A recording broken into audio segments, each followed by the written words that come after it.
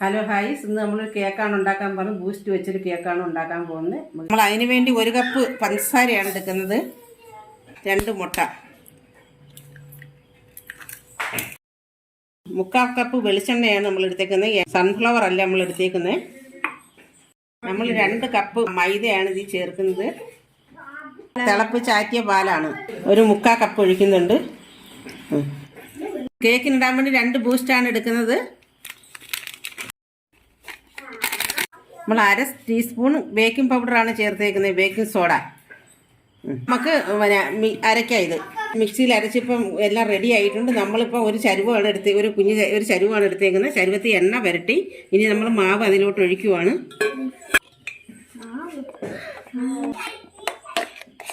നമ്മൾ മാവ് ഇതിനകത്ത് പാത്രത്തിൽ ഒഴിച്ചിട്ടുണ്ട്. ഇനി നമുക്ക് ചെറുതായിട്ടൊന്ന് തട്ടാം. പറഞ്ഞു കഴിഞ്ഞാൽ തട്ടിയില്ലെങ്കിൽ നമുക്ക് ഈ ഗ്യാപ്പുകൾ വരും. അതുകൊണ്ട് നമ്മൾ ചെറുതായിട്ടൊന്ന് തട്ടും. നമ്മൾ കുക്കർ ചൂടാക്കിയായിരുന്നു. ഇനി നമ്മൾ കുക്കറിലോട്ട് അടിക്കൊരു പാത്രം വെച്ചിട്ട് അതിനകത്തോട്ട് നമുക്ക് ചരുവ് ഇറക്കി വെക്കാം. നമ്മൾ അടിയിൽ പാത്രം വെച്ചിട്ടുണ്ട്. നമുക്ക്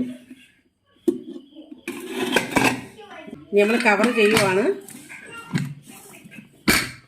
നമ്മുടെ കേക്ക് റെഡി ആയിട്ടുണ്ട്. നമ്മൾ തുറക്കുവാണ്.